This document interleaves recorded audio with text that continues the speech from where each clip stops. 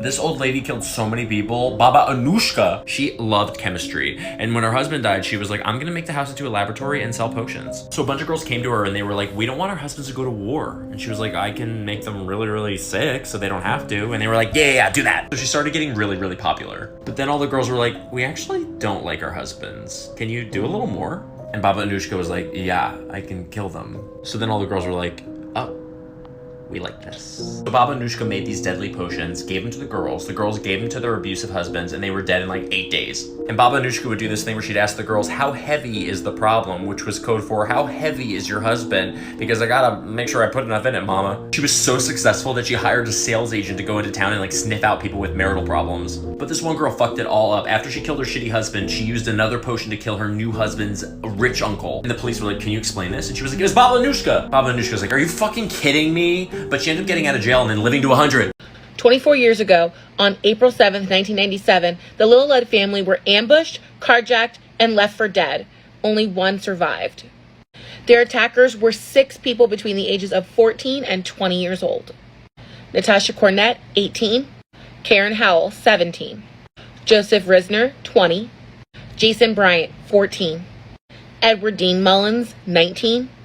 And Crystal Sturgill, 18. It wasn't long after the group left Pikeville, Kentucky, heading down to New Orleans, that they realized that Risner's beat-up old car wasn't going to make it. And they initially discussed stealing a car from a dealership or from a parking lot. The group met the Little Led family at a rest stop on Interstate 81 outside of Baileyton, Tennessee. The Little Led family were leaving a Jehovah's Witness retreat, and so they welcomed talking to strangers on the highway. Unfortunately for them, Risner pulled his weapon. And he said, I hate to do you this way, but we are going to have to take you with us for your van. He then directed Father Vidar to the van, and Vidar begged him, please, just leave us. You can take the car. He offered his keys, his wallet, everything, but Risner refused. Vidar Little Led got into the front seat of the car, and Risner sat in the passenger seat. Risner, Bryant, Howell, and Cornett were in the van with the Little Leds, and then Mullins and Sturgill followed in Risner's old car. Their mother, Delphina, tried to calm the children by singing, and she was ordered to stop. And then the family was directed to a secluded road called Payne Hollow Lane, right here.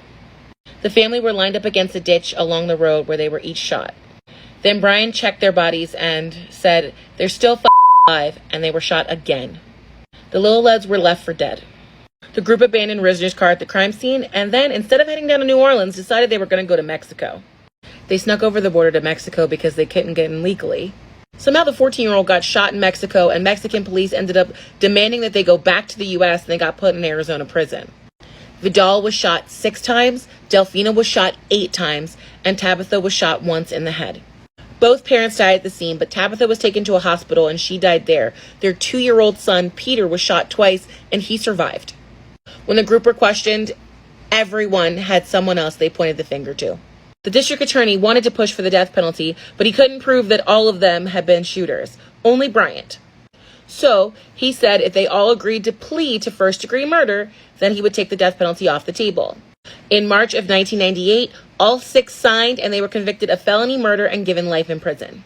As for our survivor, Peter, he grew up in Stockholm, Sweden with his aunt and remembers absolutely nothing, thank God. He lost an eye and he does struggle to walk, but in 2017, he finished his college education.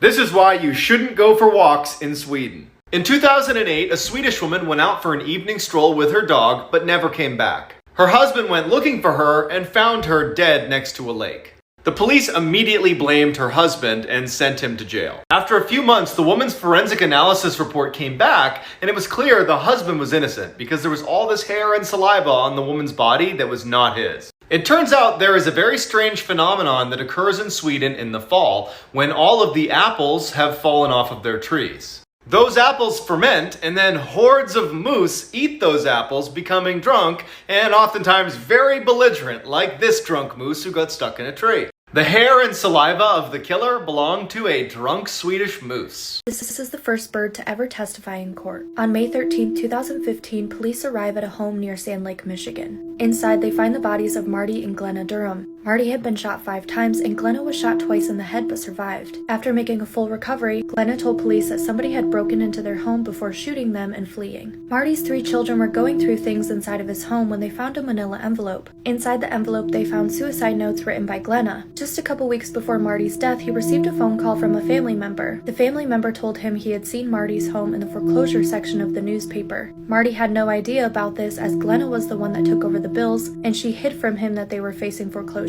Even after finding the suicide notes, Glenna still proclaimed she was innocent. That is, until Marty's parrot began reenacting the crime scene. The new owner noticed him arguing in 2 different voices, and the last thing he said was,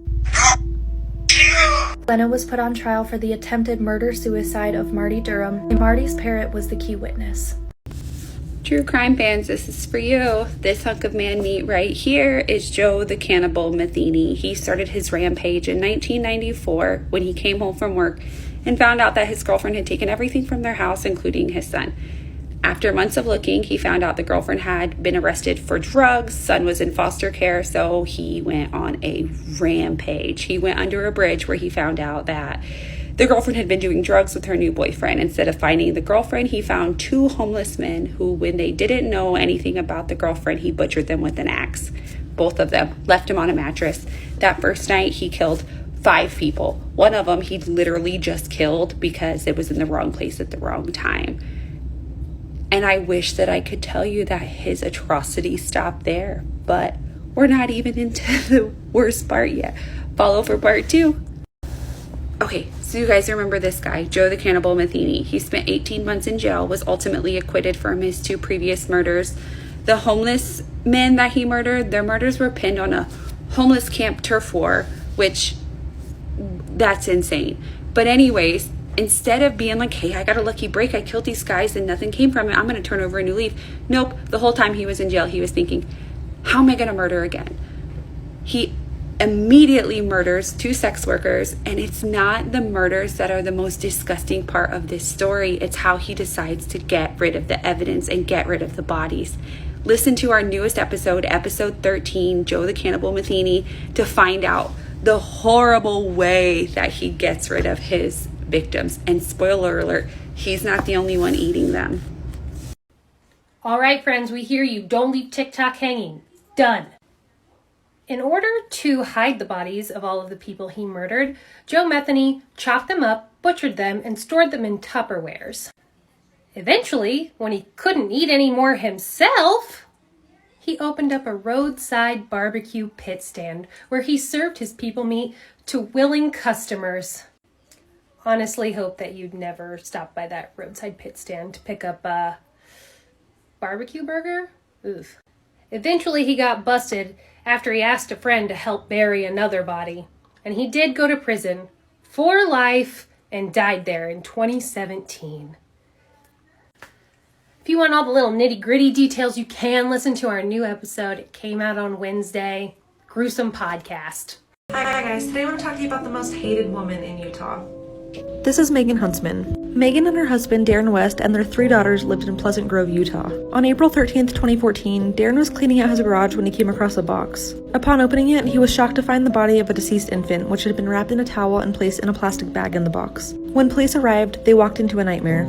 6 more boxes were soon recovered, also in the garage, all of which contained the remains of deceased infants. Each baby had been wrapped in towels or shirts, put inside plastic bags, stored inside the box, which had then been taped shut with electrical tape. It didn't take long for Megan to confess. Between 1996 and 2006, Megan somehow hid her pregnancies from Darren and their 3 other living children. Within 2 minutes of giving birth, she would strangle all 6 babies to death. During that time, Megan was addicted to methamphetamine and claimed that she couldn't afford to keep the babies and still buy drugs, which is why she had to kill them. Megan claims that she didn't murder her 3 living children only because other people knew about the pregnancies. Megan was arrested and sentenced to 6 terms of 5 years to life in prison. She will be eligible for parole in 2064. Disturbing things that you should never look up on Google. 16-year-old Daniel Petrie and 12-year-old Gabriel Kuhn were 2 friends from Brazil who were both fans of an online role-playing game called Tibia. But on July 23, 2007, after Gabriel borrowed some in-game money from Daniel but was unable to pay it back, Daniel became absolutely furious. He stormed into Gabriel's room and proceeded to attack and rape him. After that, he strangled Gabriel with a wire until he fainted and went on to cut off his legs with a hacksaw. Gabriel regained consciousness and screamed in pain, but Daniel just kept cutting. The autopsy revealed that Gabriel was alive while his legs were being cut off, but soon died after due to blood loss and pain. Daniel was later sent off to a juvenile offender and served just 3 years in prison. Today we're going to be talking about Katie's revenge. I'm sorry, I had to do that when I saw the opportunity. Katie was 10 years old and living in Crothersville, Indiana. And on January 25th, 2005, she got home from school and her mom asked her to run to the dollar store to get toilet paper, which was a normal trip for her. It was taking her quite a long time and her mom was a little bit worried, but when her dad arrived home at 7 p.m. and Katie was still not back, they called and reported her missing. The small town immediately started helping looking for her, and there were even scent dogs out, and they led everybody to a railroad track. When a neighbor then said, yeah, Katie stopped by earlier on her way to the dollar store to tell us that she found our dog's body on the railroad tracks. Since there were no signs of an abduction, there was not an Amber Alert issued for 2 days. A witness did come forward and say they saw Katie in a truck with a really tall, white, skinny man with long hair. And unfortunately, 5 days later, they found Katie's body in a creek 19 miles from her house. Her cause of death was confirmed to be drowning. But as I finished part 1, Katie's body was found in a creek 19 miles from her home. Her cause of death was drowning, but her hands and feet were tied together. And she had been sexually assaulted. Very quickly, someone came forward saying they did it. Charles Hickman, 20 years old, called and confessed. And he fits the description that the witness gave very well. He said that Katie had witnessed a drug deal and they needed to scare her, but as her hands and feet were tied, she fell into the water and drowned, and they left her there. After telling his story many times, they revealed it was a false confession because he was very inconsistent. And in April 2005, DNA results led to this guy. Anthony Stockelman's DNA was found on the body, and the red fibers found on Katie also matched the red fibers at his mother's house. He entered guilty to everything and got life in prison with no parole, plus another 30 years for the assault. I don't get when they do that, like he's already got life. The kicker is that Katie's cousin went to jail and ended up in the same area as him, and got the chance to tattoo this on his head.